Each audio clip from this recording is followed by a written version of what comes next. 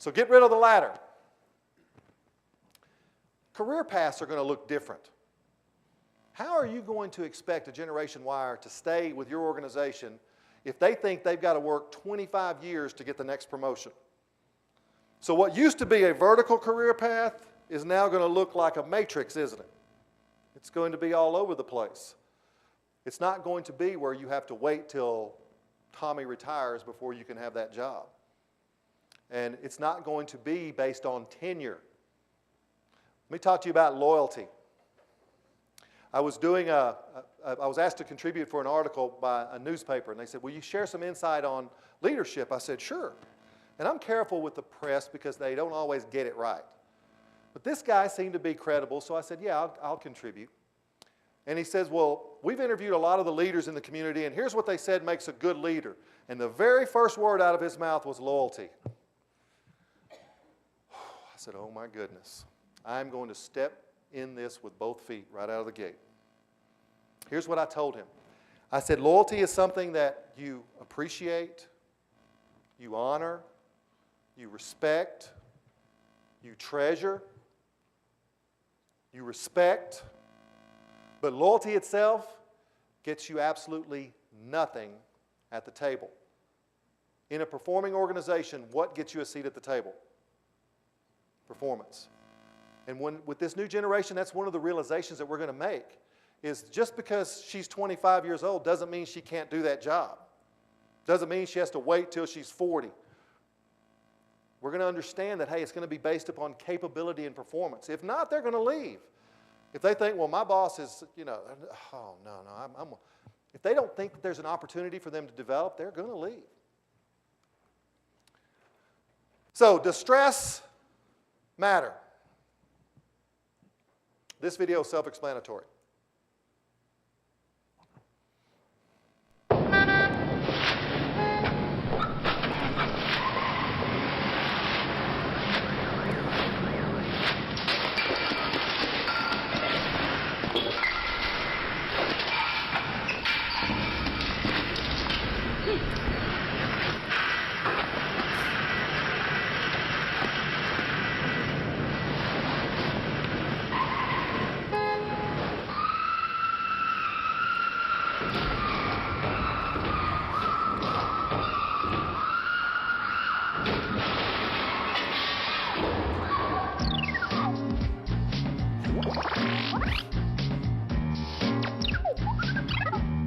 I did this in one class, and a guy says, I think I married her sister.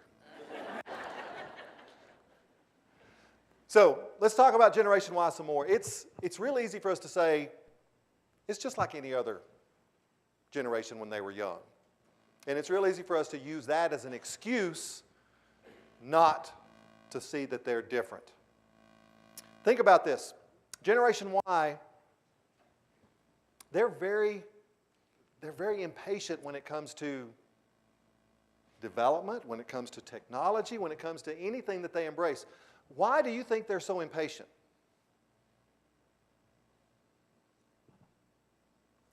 Do what? I heard somebody say it. We've given everything to them that they've ever asked. You know, the concept of helicopter parenting is a big part of my next book. Generation Y, there's two extremes in this generation. One, you've got a generation of young Americans who were raised by single parents in an inner city, could be Dallas, Chicago, Miami, Houston. Mom works 2 jobs, no dad in their lives whatsoever. And no male role model in their life whatsoever. And mom's working all the time. No one to raise that young man or young woman from a parental standpoint. You know, I tell people they don't have the same mechanical ability that previous generations had. That you could take, you know, a young person and put a spark plug on the table, and many of them wouldn't even be able to tell you what a spark plug was. Nobody's ever showed them what a spark plug was. How do you know that if no one's ever shown you what a spark plug is? You've got that extreme. And then you've got the other extreme. You've got the Generation Y's who were raised by parents who hovered over them, and every time they made a mistake, or every time they failed, or every time they were challenged, the parents came in and solved their problems. And now you get to manage those extremes. You get to be the one that, that doesn't understand necessarily that they've never seen one of those, or they've never experienced one of those. They've never been a part of one of those. And then you deal with the ones who have been perfect their entire life. Is that me doing that? Okay. Just want to make sure I'm not doing something wrong. So I want you to understand that the polar reality that you have, those extremes, are going to make it very difficult for a supervisor without experience, without training, without development to be successful. Because when we don't know what to do, what do? We don't do anything. We get paralyzed, or we revert to the behavior that we've seen in the past. I mentioned it earlier. I talked about how bad supervision has gotten in this country. It's that way for a reason. This is part of the next book that I'm writing. Imagine, World War II gave birth to a period that I call the Leave It to Beaver era in our country. A period of affluence. We were the only industrialized game in town. Whatever we made, someone in the world would buy it. It didn't matter how good it was. It didn't matter how effective it was. Someone would buy it because we had no competition.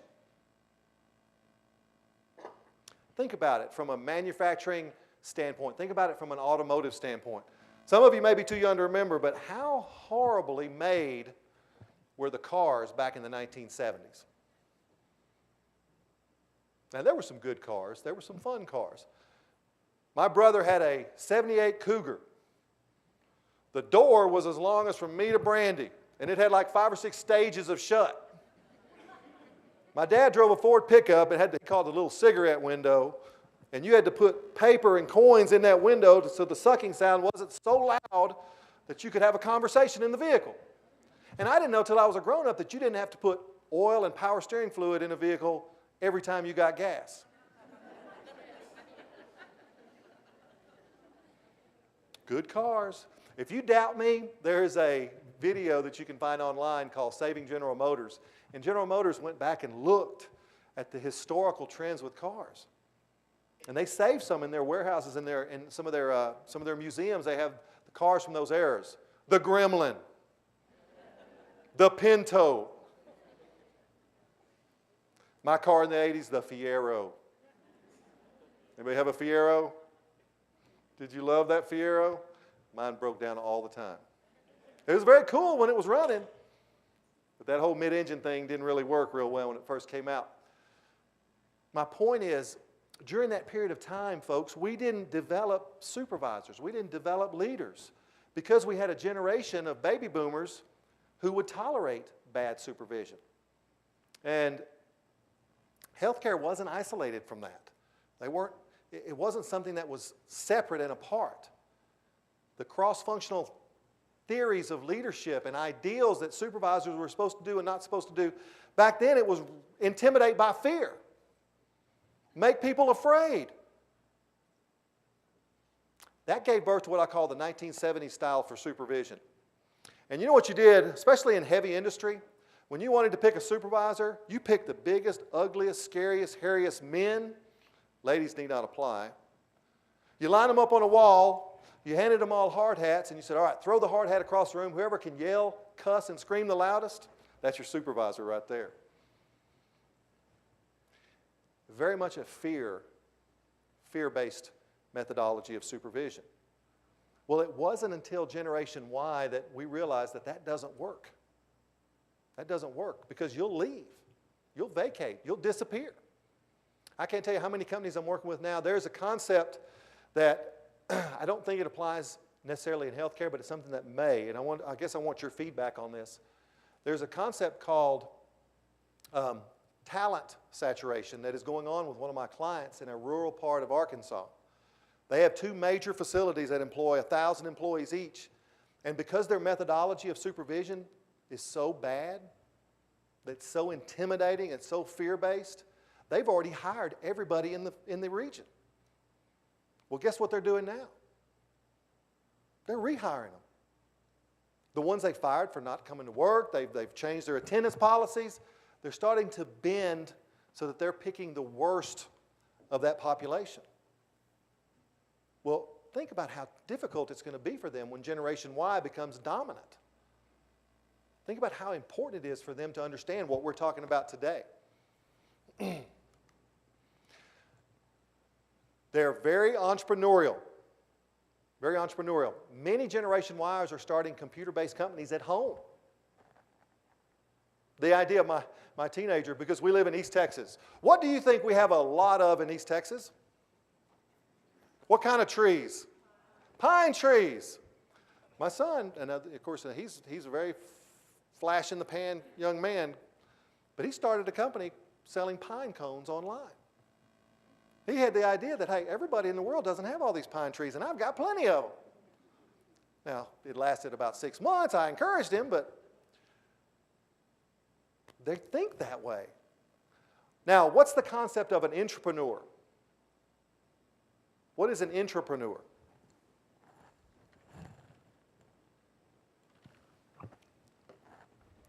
It's where you create a concept like business inside an organization for the organization. So one of the things that a lot of organizations that are doing is encouraging this entrepreneurship where people on the inside come up with ways to do things that were not done before. Just like starting a new business, you start something on the inside that may be another segment for the organization. So they're very creative with how to change how we look at business. They don't think it has to be looked at the same way it was 20 years ago. So here's some traits that I want you to realize. If you're practicing these, or if these are part of your organization, you're going to struggle. But here's what Generation Y says about the rest of us. We don't listen. We don't listen. Listening takes effort, folks. It takes deliberate effort. Have you ever gone into your boss's office and them do this? Yeah, I'm listening. Go ahead.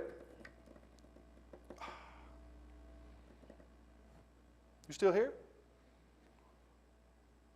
How does that bother you? How does that make you feel when you go into your boss's office and that's going on? Or what about this one? What department do you work in? This is K. I'm going to pick on K. You work in employee health? Well, tell me something that's going on in employee health. What's going on there now? Anything at all? Annual flu shots. Hold on a minute. Yeah. Yeah. Hey, I got someone in my office. Let me call you back. I'm sorry, Kay. Well, tell me about the flu shots. What's going on with the flu shots? We're giving out as many as we can. Hold on. This might be important. This might be important, meaning what?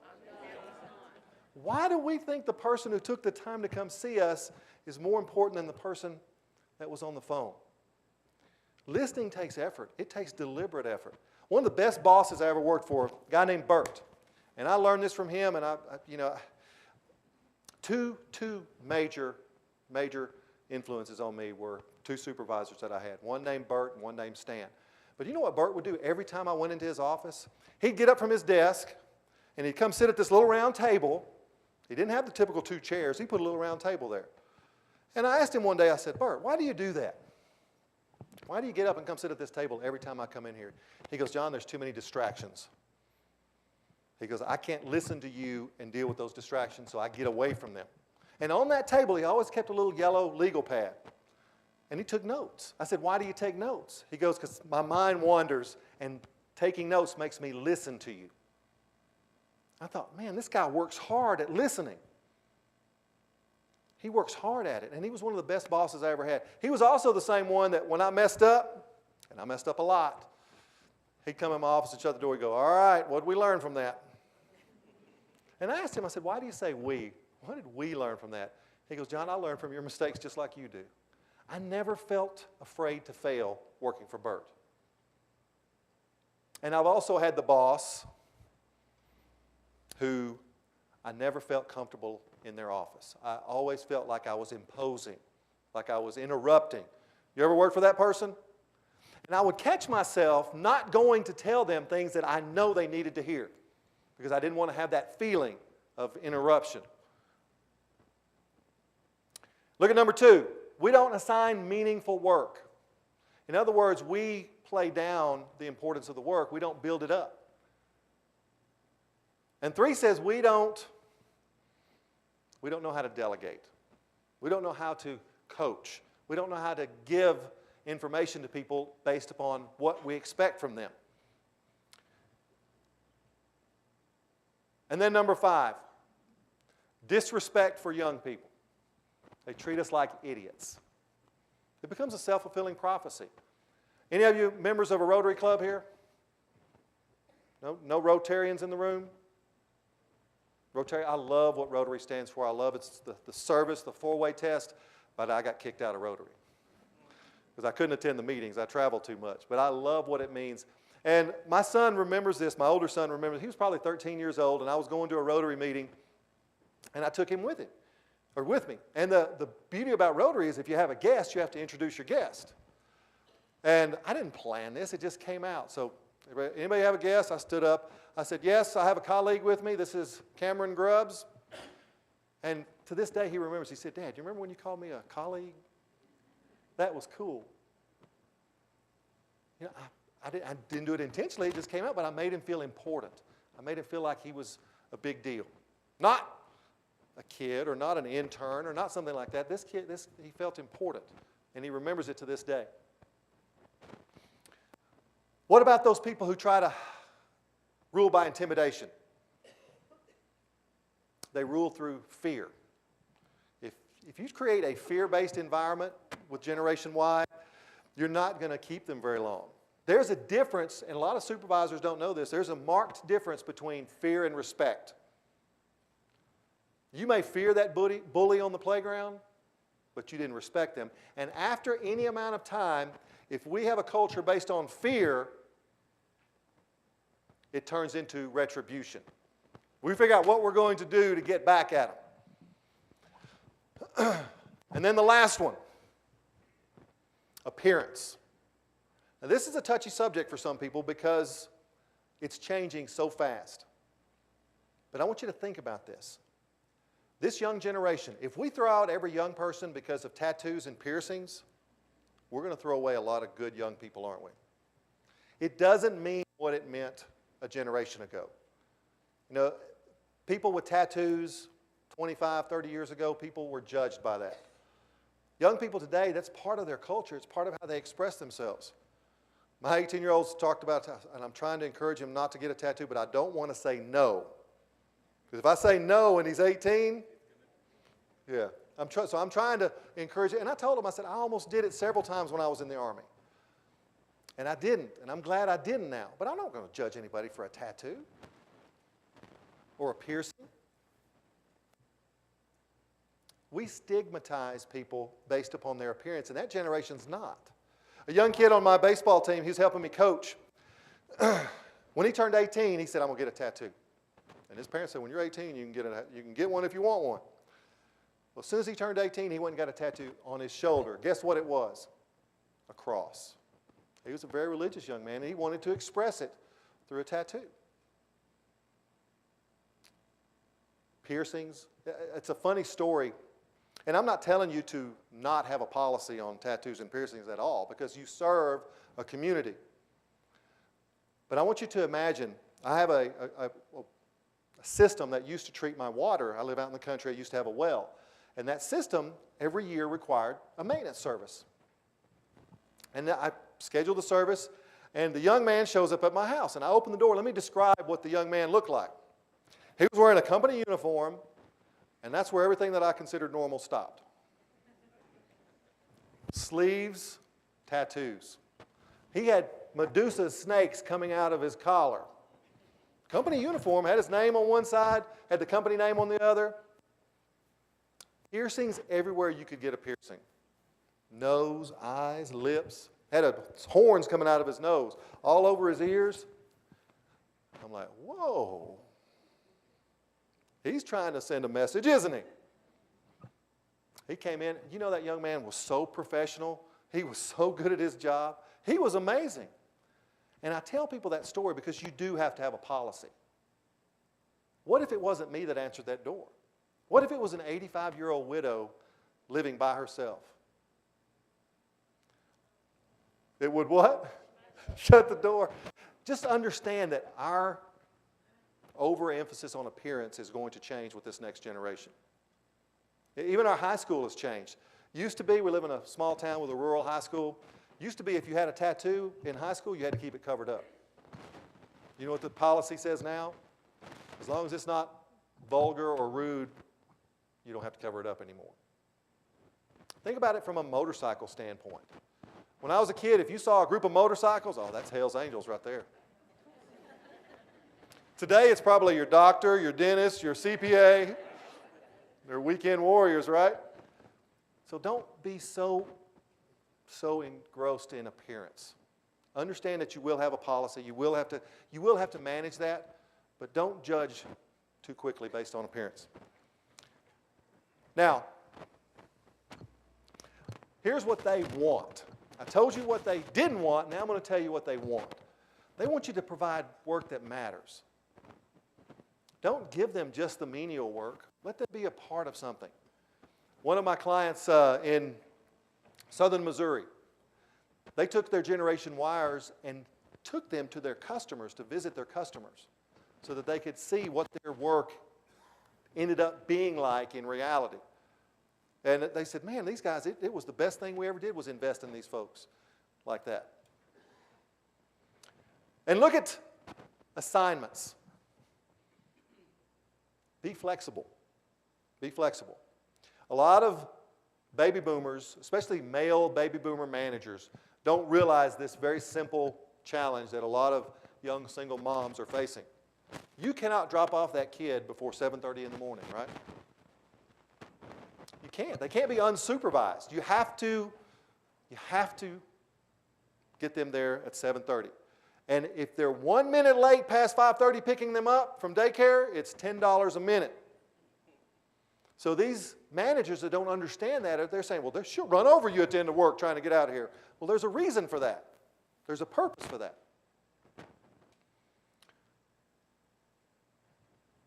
Increasing responsibility as a reward for accomplishments. That's one of the ways you can help them. Give them more responsibility. Let them be in charge of something. Let them be the face of something. And it doesn't mean that you have to promote them, but it means that, hey, you're in charge of this. You get to run this project. To give them that challenge. And then get to know them. Get to know who they are. Get to know who they are away from work. I tell people how important it is as a supervisor that you know your people. And hospitals tend to have one of the most dysfunctional spans of control. It's not uncommon, and I don't know how your hospital is broken down, but it's not uncommon for one supervisor to directly supervise 50 or 60 people. Is that true? How do you get to know 50 or 60 people? How do you get to know what's going on in their lives? How do you get to know the challenges or the successes that they're facing in lives?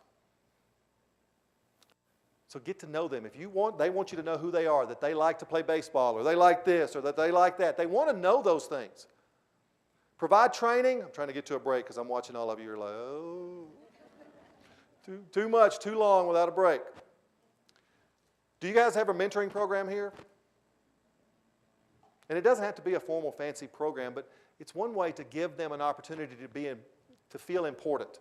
A lot of the organizations I work with, they'll take a Generation Wire sometimes and bring them to a manager's meeting where they can be a part of that and see what the discussion is and what it's like if you get promoted and if you have this role in the organization. And try to get rid of the unnecessary stress, the politics.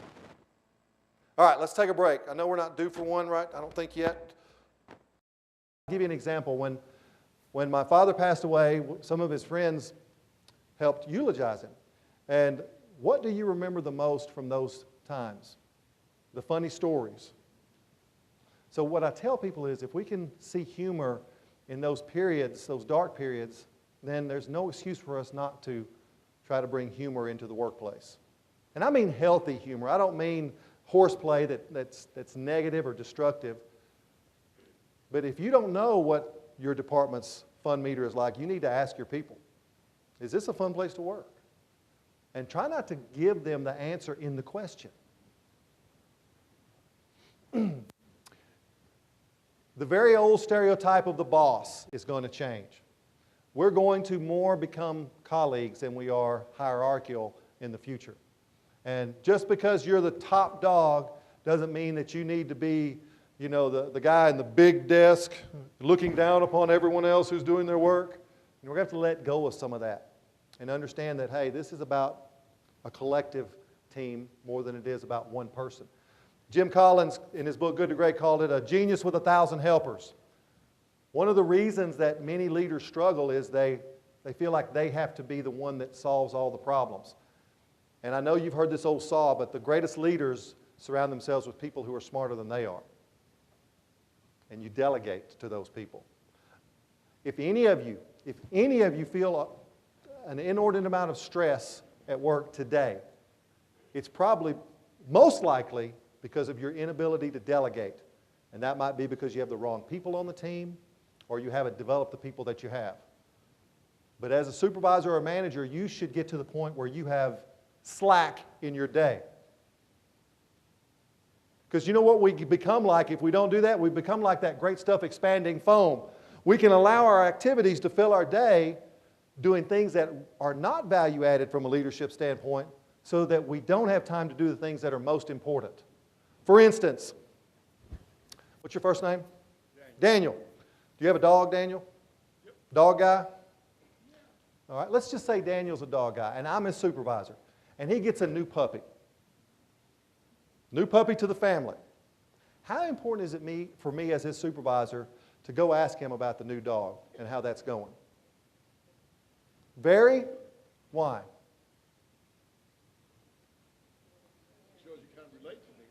People don't care what you know until they know you care. So what you have to do is understand that, especially with this generation, it's going to be the relationship first. And great supervisors have the time to do that, to go around and talk to people. How are you doing? You know, how's your mom doing? You know, how'd your son's baseball game go this weekend? If we allow our activities to get so busy, we end up doing those things instead of the things that we should be doing as a supervisor or manager. Does that make sense? It becomes backwards. And it's real easy to do that, to isolate yourself, to come in and get on that computer and be busy than it is to interact with your people.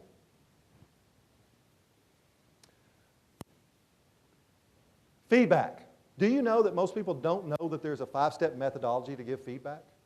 They don't know how to give feedback. And I was 24 years old the first time I got to be a supervisor, and I failed miserably. Someone thought because I was a college graduate, I'd be a good supervisor. Wrong.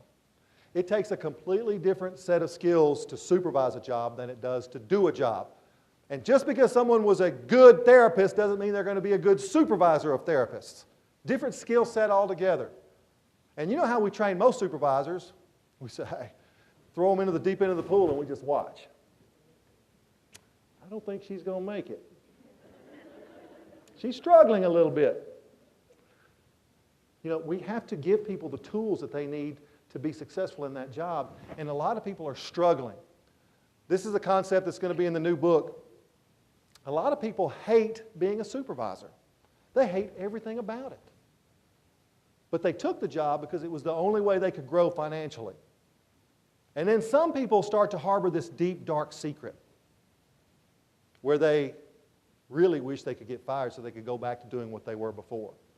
It's hard to go backwards in organizations. And reward what gets done. And I'm not saying financially. Recognizing people, you know, this is so simple. My son's baseball team, at the end of every game, the seniors, which he'll be a senior this year, the seniors pick an underclassman who played exceptionally well, and they get a marble.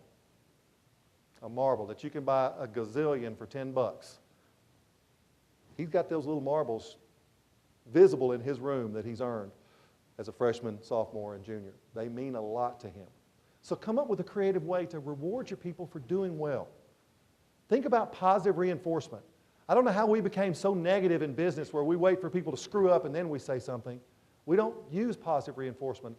There's a book called Whale Done by Ken Blanchard, W-H-A-L-E Done. And he talks about how they get killer whales to do all those amazing tricks. And the one thing they don't use is negative reinforcement because, after all, he weighs 10,000 pounds and can eat you.